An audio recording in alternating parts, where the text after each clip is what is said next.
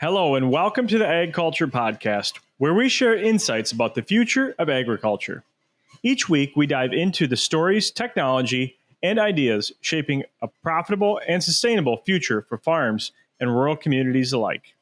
I'm Paul Windemaller, host of AgCulture Podcast, and on today's episode, I'm going to do something a little different. I had the opportunity a couple of weeks ago to participate in a meeting that I found very interesting, and they allowed me to record it to share with you guys. So it started out with a tour of the Ford F-150 factory in Dearborn, Michigan. And this is one of the premier factories that Henry Ford built back in his heyday that built out the Model A and many other cars, Ford vehicles throughout the company's history. And now it specifically manufactures F-150s. Now, the gentleman that hosted this meeting is Tim Kelly, who works for a company called AB Vista, which is a feed additive company for poultry and ruminants. And Tim had the idea for hosting a meeting like this to showcase what it looks like when a company, a production system, can get things right and really coordinated well, and what we can potentially strive for on some of our operations, especially ones that are specifically commodity focused, that are specifically on driving efficiency in our business in agriculture. Now, I just want to say I was very impressed with the Ford F-150 factory. It was amazing to see all of the coordination and all the things that come together. They have very few parts on hand at any given time inside the factory where the trucks are assembled. And they have 3 different assembly lines making different components of the trucks, like one's making the cab, one's making the chassis. And they're all come together at one specific point in the factory. And each truck is made to order. So each truck is a little different. So all of that has to line up. All 3 lines have to line up in order to coordinate to come together at a specific point in the factory for all of those parts to be correct for that specific truck that they're building. And we're going to go through and talk through some of the ideas that we can pick out from building a truck in a factory as state-of-the-art as the F-150 plant is, to how do we relate that in agriculture and driving points of data and information together to be able to bring systems like this to our farms. And yes, we do treat it like a production facility because that's what we're doing. We're producing food in agriculture, food, fiber, and the like. So I hope you find this interesting. I know I really enjoyed having this opportunity to be a part of this meeting. I've got a couple of different episodes that I'm going to do off of this. So this is episode 1 of this series. Think about some of the thoughts that are being talked about and discussed through the couple of presenters that we have in this episode and the next one as well. And I really hope you enjoy this format. There is some background noise because it was, I didn't have my best equipment with me at the time. It was kind of a off-the-cuff opportunity that I had, so I took it. Please take that into consideration. Also, the visual was not very good that we got, so we're just going to not have that on this episode. So hope that doesn't bother you. But with that, I hope you're challenged by this episode and it stimulates some interesting thoughts in your mind.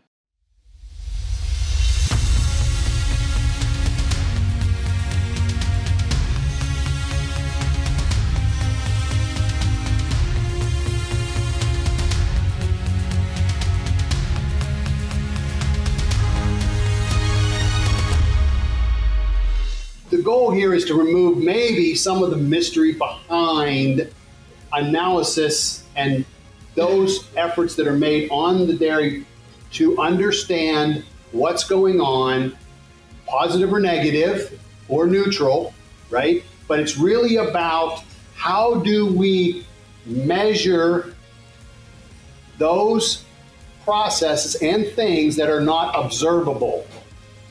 And how do we deal with complexity? And as dairy producers, we deal with a lot of complexity. You deal, I should say, with a lot of complexity, whether you realize it or not, because you're so familiar right? It's very clear in your mind, but there is an awful lot of complexity that goes on in a dairy operation. So how do we measure, and then how do we interpret, most importantly, the measurements that we do get? And how do we do it so that we can make profitable decisions off of that data? And sometimes the decision is to do nothing, right? That's just as profitable as a decision to do something is. So that's the goal today. I'm really excited about the program that we have. I think it's pretty unique. So really, this is about evidence-based management and making evidence-based management decisions when there is some level of randomness and some level of uncertainty, which I would argue is a high level of both in our operations. But how do we tease that out using a statistical process? And how many of you in this room can give me a statistical term? Throw one out. Can anybody give me a statistical term, even if you don't know what it means? P-value. P-value, anything else? Okay. Barry, that helps to understand things, right? We're going to talk a little bit about p-value and try to remove some mystery from that. Let me ask you this next question, and who has a pen and a piece of paper? Anna, if you will. Let's start yelling out.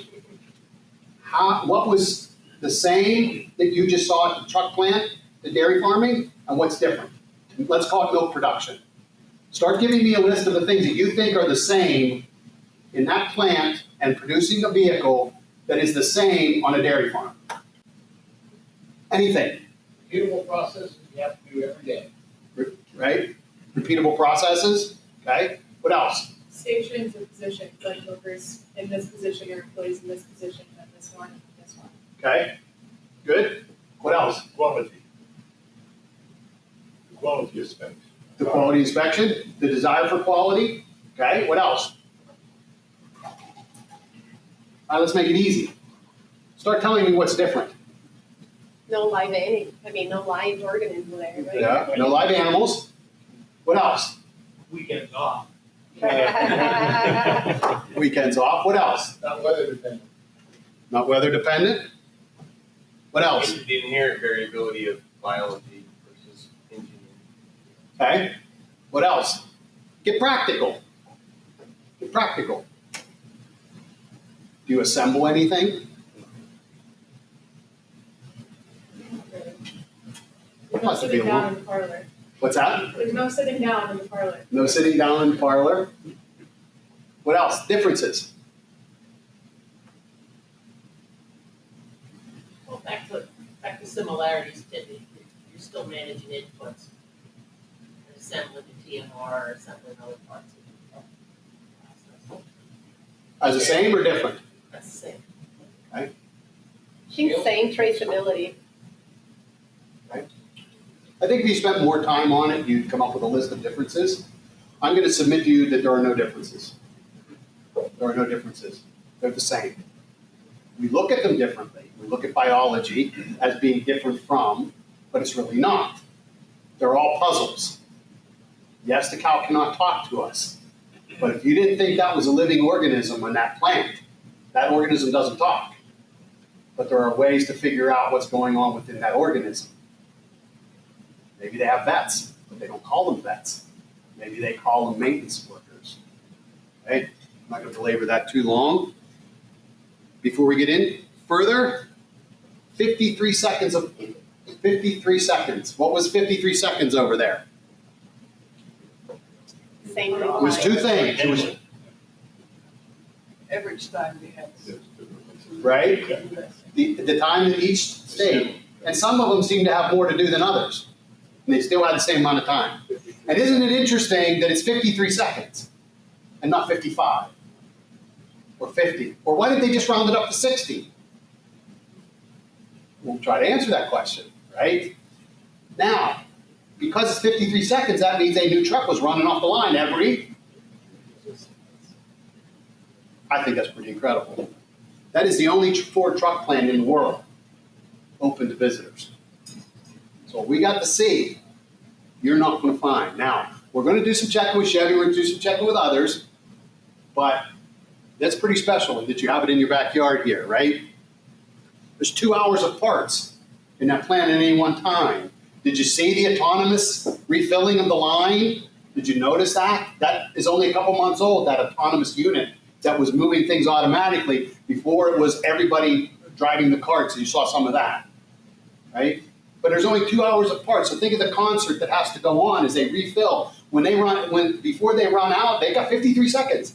Before they run out of a center console, they got to have enough center consoles to keep going. So how does that all get scheduled? That the empty unit that has all the consoles comes out and the full one comes in to keep that thing going 53 seconds. Absolutely amazing. Absolutely amazing. What was my other note here? What was it? 240 what? Exactly. 240 stations. It takes 240 steps to make that assemble that truck. So amazing. And the next. So what is uncertainty and randomness? We can get really deep into a philosophical discussion here, and we can tie truth, and we can tie spirituality, and we can tie all kinds of things. Let's not go down that path, but let's think of it in terms of, again, what goes on during the day. Number one uncertainty is, as you said it earlier, weather. It's really the number one uncertainty that impacts what's going on. But what is uncertainty? It's really the lack of certainty, and in my grade school days, you didn't define a word by using the same word, but it's a lack of certainty, isn't it? It's not knowing the future outcome, or let's focus in on more than one possible outcome. Keep that in mind. What is randomness? Different philosophies, in my personal opinion, the world is full of randomness. Things happen without causation. They just happen. And industrial processes, this is one of the trickiest points, is did it happen from random occurrence, or was there a cause and effect to that occurrence? Right? We're measuring unpredictable and random, and we've got fluctuations. We've got measurements of the same quantity taken, but they result in a different value. We measure the milk every day, but we get a different value. We get a different value because the lactation curve, number of cows in the pen, dry, right? All of these things that are, and they're uncontrollable.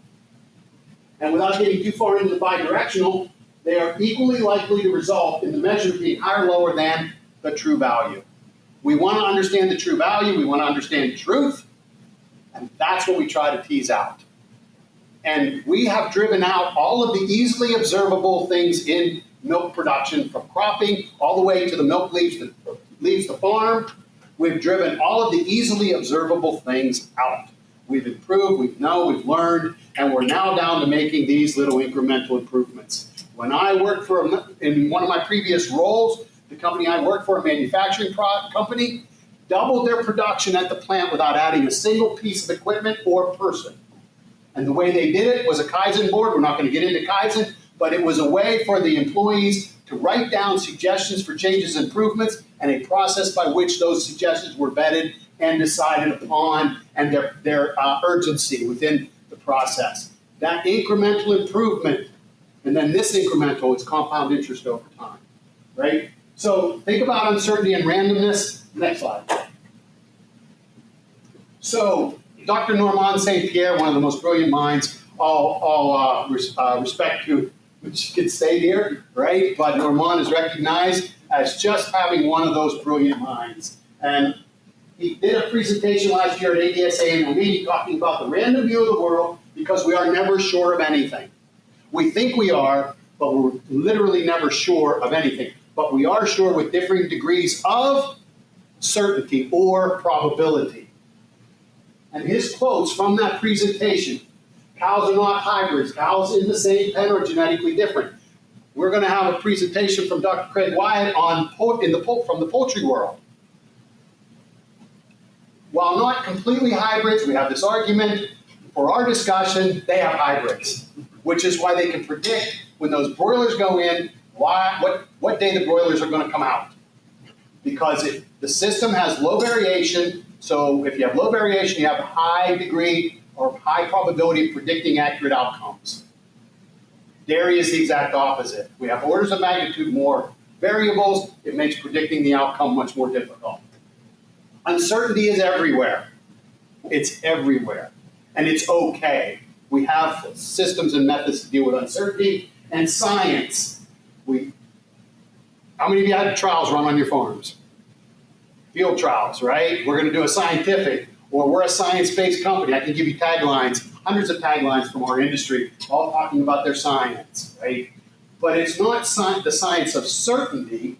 It's the science of what we know at any given time with varying degrees of uncertainty. We do a trial, we lower our uncertainty, but it doesn't go to zero. So conceptually, this is what I want to kind of set the framework for our discussions. Next slide.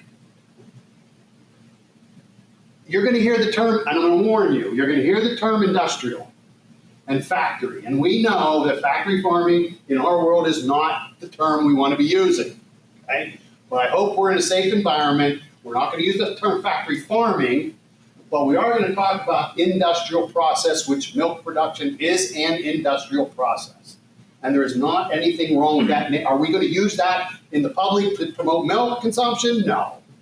But in our day-to-day management of our operations, it is an industrial manufacturing operation. And what does an industrial engineer do? They focus on understanding complex systems. And I will assert to you, what goes on in the dairy is every bit as complex as what you saw this morning.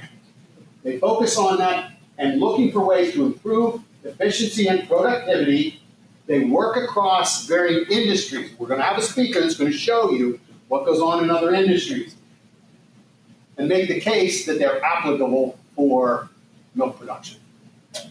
The industrial engineer analyzes, designs, analyzes, manages systems involving people, materials, equipment, complexity, and find a way to manage that. We do an excellent job of managing complexity on our dairies today. This meeting is not about we need to improve or we need to do a better job. It's about finding the next incremental improvement and where we can go with that and run with that next incremental improvement. So they use their technical and analytical skills. We have at least 2 people in here, right? Raise your hands, that are in an industrial engineering program of some sort, correct? Or going to be, right? In today, right? Okay. It's a discipline. How many years of college?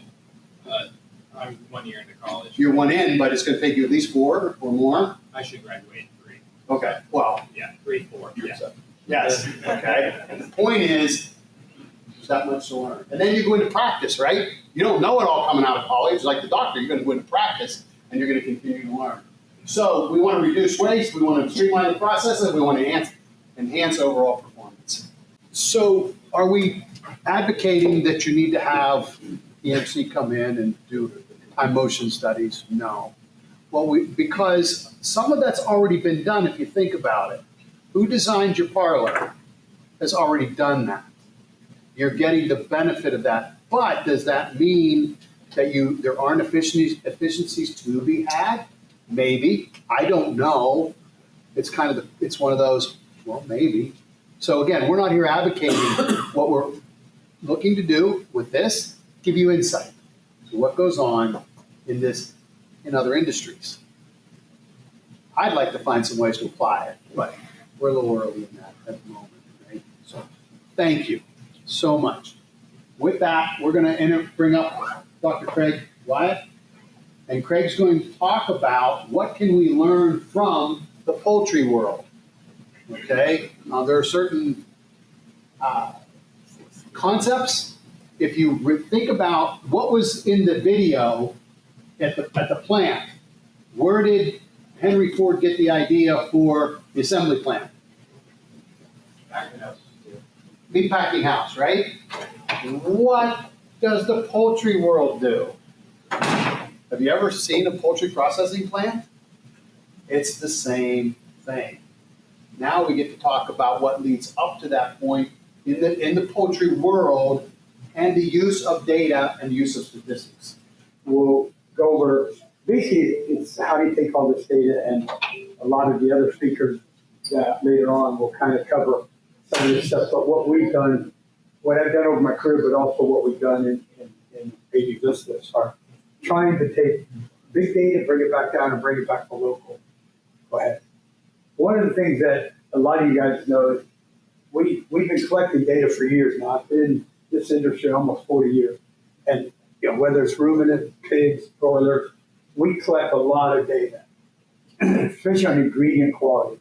There's a huge amount of data out there. But it hasn't really probably been recently that we've developed statistical tools or software programs that can take that large, as you just saw in the last one, there's a lot of information, but then you got to have the tool to boil that back down. Otherwise, it's just a lot of information. And you may make decisions on a quick, rapid one based on just, say, average. So we've really been working on it.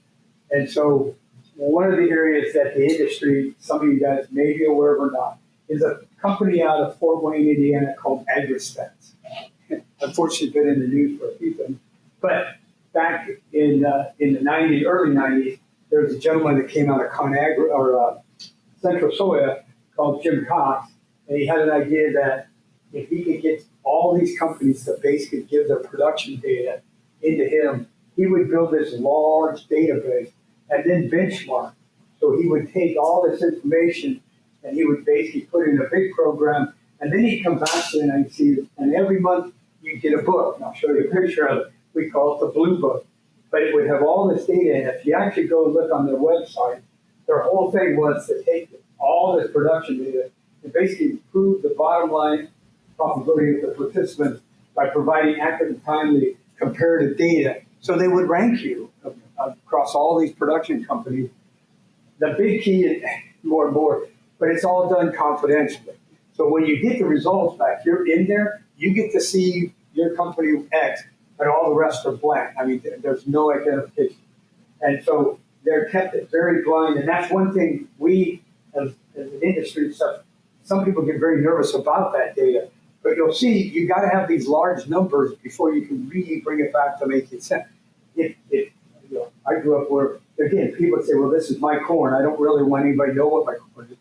But if I don't get it across a bigger set, your corn is just a little mecca of what's going on. And I can't really tell you everything about it. So what they did is they actually create a blind book, but they call it the Blue Book. And you can see the tax, but it's huge amount of information from nutrition to production to chip cost, bird cost. And there's a green book, I'll say on the other side, that's actually processing. So there's two separate books, but this is all production, an amazing amount of information. And it was just huge. And then you would have a meeting with them twice a year or whatever you want to set up. And they'll say, okay, you're 20 in the top 25, you're unfortunately in the bottom 25. And for years and years, it was interesting, but they never really said why. I mean, other than cost. They say, oh, you're buying your corn too expensive. Well, Chicago controls that. But they would kind of, they give it all to you, but there really wasn't a way to dig it out. So the next really step people have been trying to look at is, okay, then how do I take that data and how do I use it? And so one, you'll see people do, and Anna's helped us do this in the past, but you can take it and say, okay, over the last numbers of years, these birds were either fed this in the starter or this in the grower finisher all the way through. So we can actually segment the age of that bird on that product. And you can see we got a lot of observations.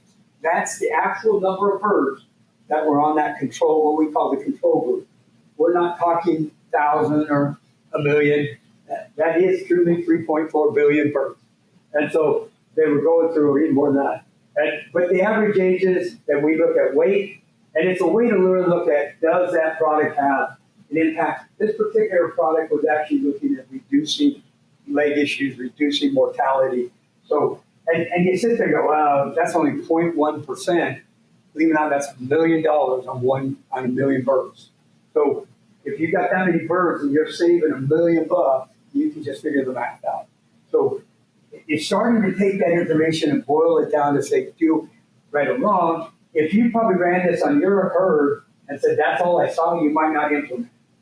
But when we put it across enough animals, it starts to say, as Tim said, it's time to take that random and actually say, there is something there happening.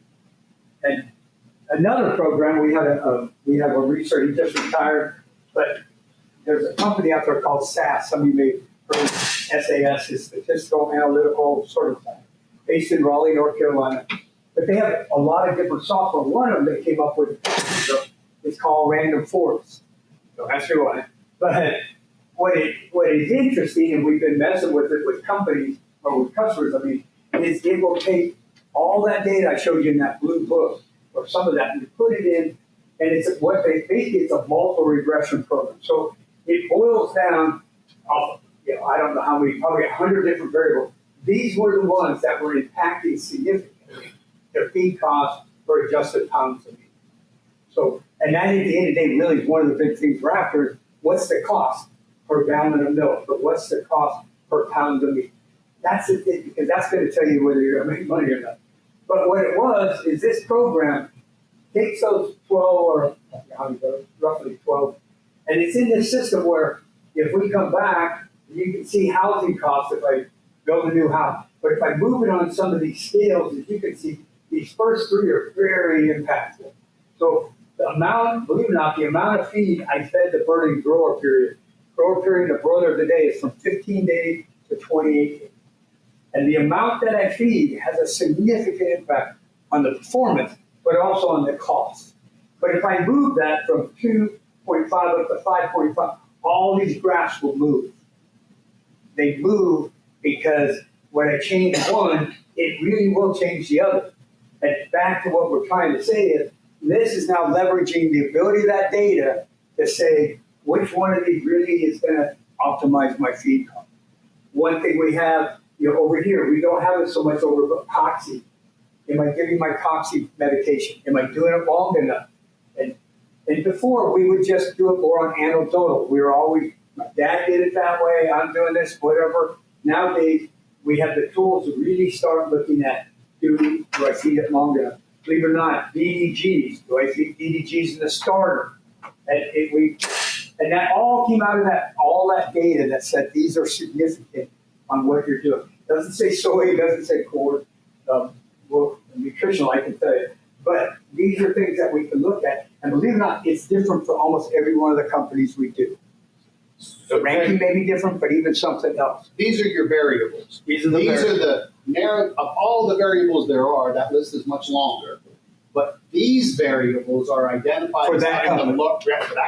as having the biggest impact on down there, what's bottom going line. on. And that concept of variables and understanding and adjusting your the determination of the results, your interpretation of the results. Yeah. It's important to understand which variables you exclude and which variables you use. And the interesting aspect, and we won't go into it, is as KPI, whatever word you want to use, this what you're targeting also will, and in that book, you might be number one in this, but you may be dead last in feed mill. Every KPI you may want to look at will not rank the same. And so what's interesting, I think Anna's been in the meeting, I have customers that say, I'm winning on my broilers, I'm sucking on my breeders. And then bosses will say, why are we doing bad over here? It's hard to be number one on every one of the variables or aspects you're looking at. If you want number of eggs per hen, it will probably cost you more than feed costs per pound of meat. So you have to almost look at some of these too as which one's more important, which KPI is more important. Because if you try to be number one on all of them, I can tell you Tyson sucks at all of them. But they, and they do, they struggle with it. One of the meetings we're always in. They have a different mentality, but a lot of their variables don't rank very high. And so they're always kind of trying to figure it out. Nutritionists hate this program, but we do it anyway. The other one we've been building on, and you guys are so much familiar with it and everything, and we continually try to build it, is we do a feed quality service. So we call it that, but we take corn, soy, DDG. I think it's in here, over 50 ingredients worldwide, and probably more 100 nutrients. But we have this huge database now that I think we have over 20,000 analytical samples. But the challenge is, you guys know, we tend to work on averages. My average protein value is 6.5%. My average energy value, we work on averages, but nowadays you'll hear even people say trend line. So is my protein going up? My protein going down? It's interesting, but it doesn't, again, always explain what's going on. And so we have found one of the focus we focus on, and all you guys, is corn quality. I grew up in corn. I knew DeKalb, I knew Pioneer. I worked for Syngenta on corn quality, and a lot of things affect corn. And we talked environment and all that, but how do we then take that thing we can't really control, but at least understand what part of this is important? This one, I worked for Cargill for a while. This is probably one of the biggest areas that we, over the last 15 years, has been a big factor, and that's drying the corn artificially. You pick it out of the doggone field at 22%, and I got to get it down to 14 to sell it. What do? Pump propane in there, and I dry that sucker down. You wouldn't believe what that does to the starch. It sucks it up like you go fluffy cotton ball to a rock. This, we're finding over time, has been one of the biggest great things in the industry because we're trying to avoid mycotoxins and mold, but it's also damaging the ingredient itself. So, and also when we were at Syngenta, I don't know if you guys are familiar, but flint corn, like Indian corn, very hard corn. But we're breeding that back in for drought tolerance. We're bringing that gene back in. And again, don't get me wrong, but plant breeders don't always talk to animal producers. What's great in agronomy may not necessarily be great for us, but we're breeding more of that flint corn back in. So you could get a bag of corn and grow it, and your silage just doesn't quite work the same. Might be you ended up with the wrong corn. But all these are variables we look at, and then we're looking at things that we can help build on. This one I just did was pulled together over 5,000 samples. And what people are looking at, one thing they come back is, okay, you said world trade, but I'm in Michigan. I'm not in freaking Mexico, Brazil. But with this large database, we now can start with statistics. We can start whittling down, and there's a thing that we got called protein solubility index. It actually, protein is starch. If it doesn't solubilize, your cow can't digest. So we actually measured in vitro as a really very good indicator of where we're going to go. So we can predict back up here where this stuff is going to act and how's it going to act in your cow. And so, again, the solubility is, it tells us if one, proximals are great, we got to have them, but what it doesn't tell me is the digestibility. So we're constantly looking at ways to better, and I know on the ruminant side, you guys we work with fermenta and all that, to look at how do we better see what the availability of that nutrient. So we do all this, and we continue to try to do it. And this is, again, large amount of data, very good R-square of 0.6. We've got even more now, closer to 0.8. But what it is as this protein solubility goes up, the energy value in our corn for poultry go up. Craig, 1 second. Can you quickly explain what an R-squared is? Okay. Again, it's a term that you see, right? You've heard it, but what's it mean? And basically, what simple reason that you'll hear R and R squared, but all that does is this number we look at is how well that data fits into a line. The closer it is on the line, the higher that number is going to go up. The poorer, like they're all over. I mean, this is like my shotgun when I'm hunting turkey. If the more spread out I get it, the poorer that number is going to get. The closer on that line, the higher that number is. And ideally, 0.9 is perfect. In agriculture, I live around points. 0.6 or higher is great. What I mean is hard to get a 0.9. Ideal world would be 1-to-1, which means all on that black line. And just in agriculture, we'll never get on the black line. But you're predicting how close. So hence, can I predict from this number, that number, and the higher that R squared, the more you trust it. The more that you can predict from this number to predict that number. So, and one would be in a perfect correlation. When A happens, B always happens, no matter what.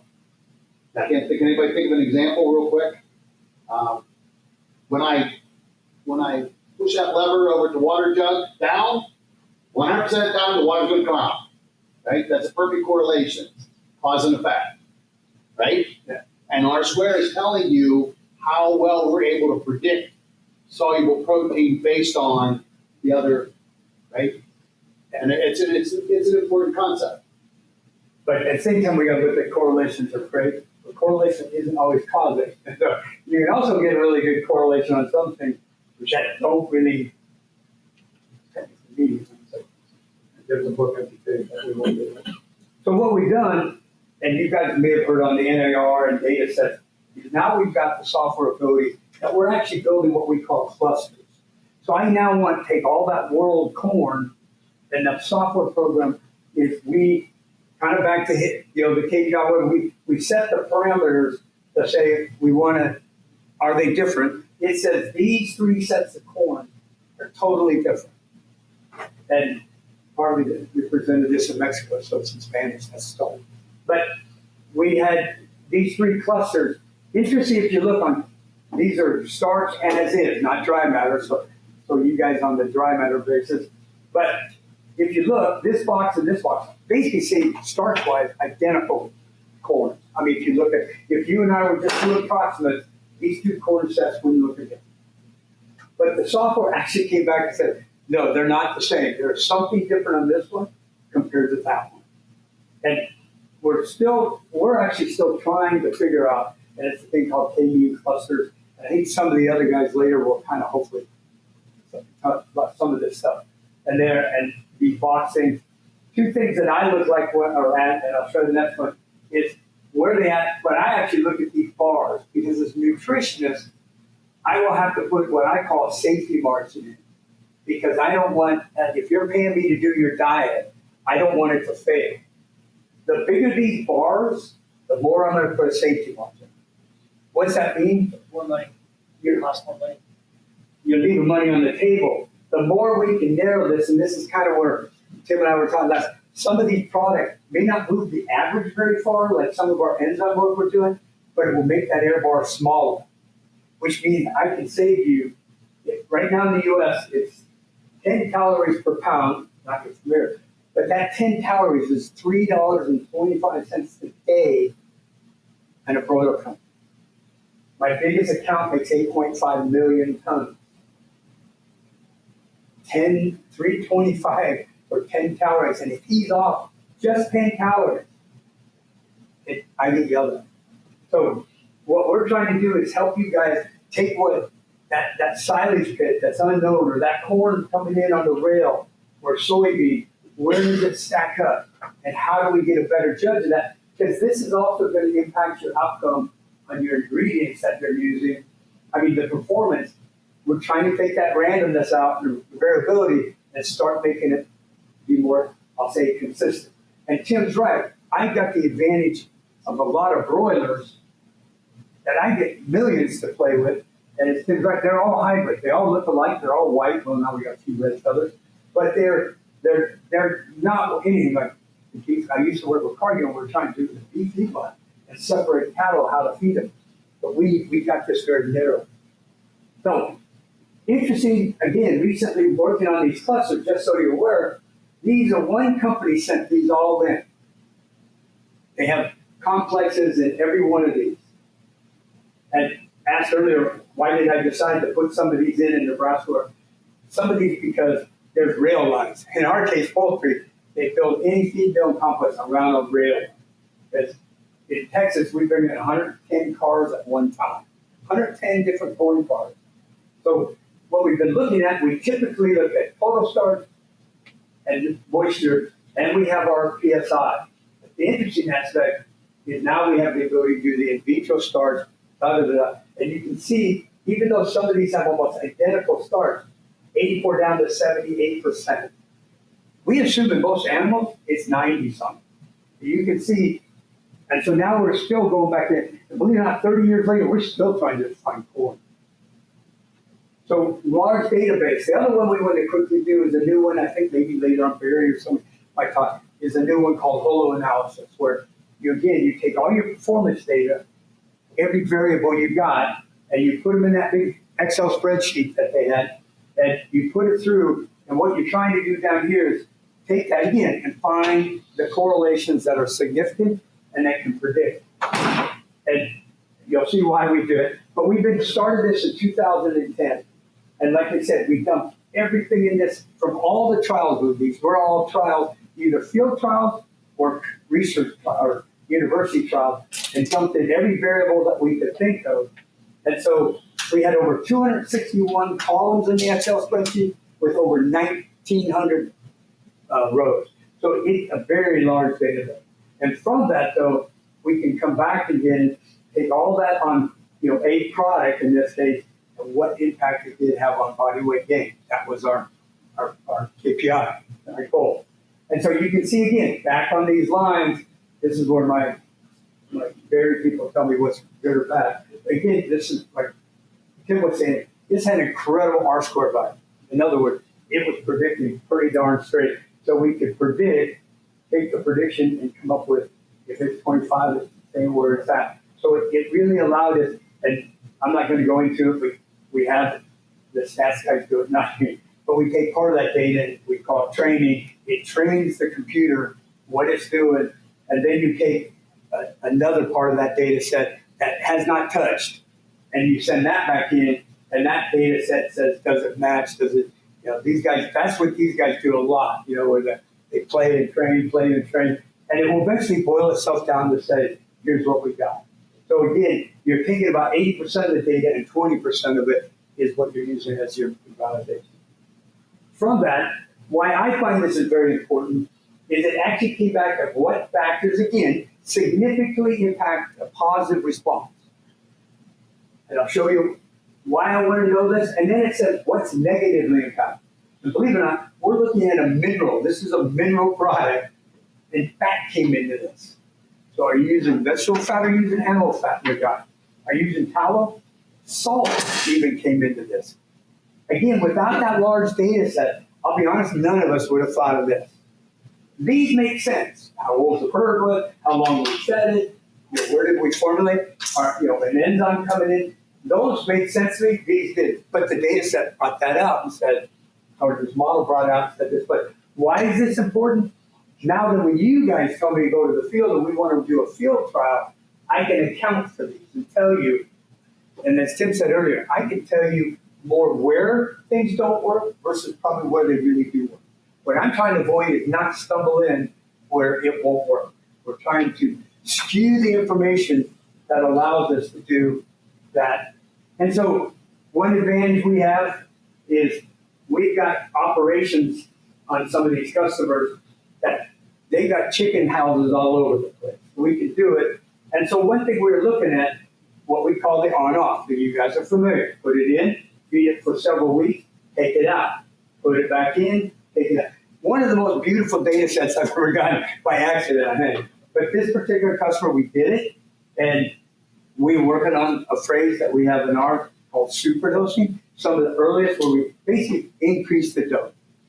And we clearly saw a response. Really interesting.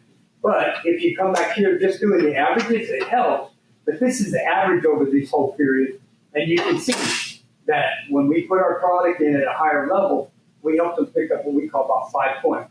It wasn't it was 0.18, and I'll let Elias talk about p-value. But in most people, that isn't significant. I work on the 80-20 rule. To me, that's significant. Mainly, roughly 4 points of feed for yours, again, is probably equivalent right now to about $8 a ton. And again, these guys would tell me, this is where you guys would sit there and go, well, even 0.18, you're saving that much, we're going to do it. That same thing, livability was probably the one where people came back, well, we killed them. Strangely enough, in birds, if I grow them bigger and faster, they die. They have heart attacks. That's to them. But that's the thing. So what Tim and I talked about, what I wanted to show is we're trying to take these large databases, but now with the tools, start narrowing it down. What's it mean? Where is it impacting? And all this is going to be different individually by, every producer or complex, whatever, is going to be slightly different. But now the tools allow us to tease it out. And believe it or not, where I'm working at right now is laying hens. Laying hen is a dairy cow walking backwards. But her lay cycle is exactly like a dairy cow. Perfect. And believe it or not, we have hens now can go out to 120 weeks, laying over 80%. 120 weeks is 2 years.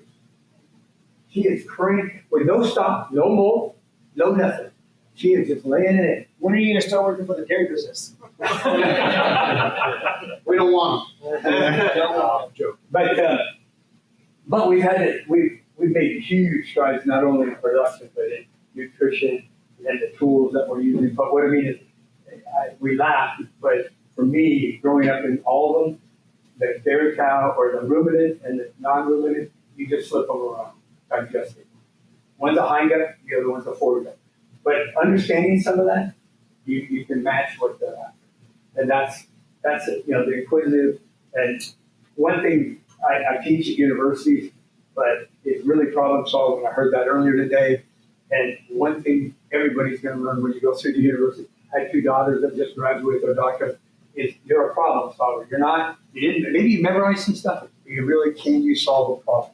And that's what we're after. Just, can we use the data to really kind of narrow it down that you can then go in and evaluate that ad?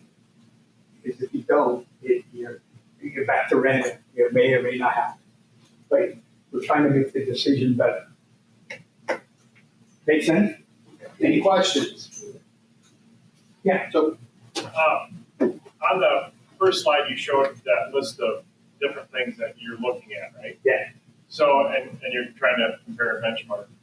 In the poultry business, I don't know much about poultry. I know in the dairy business, you look across the U.S., dairy farmers are trying to solve for different things in different regions, right? If you go to the Tillamook Valley in Oregon, they're trying to solve for how to maximize grass utilization. Yeah.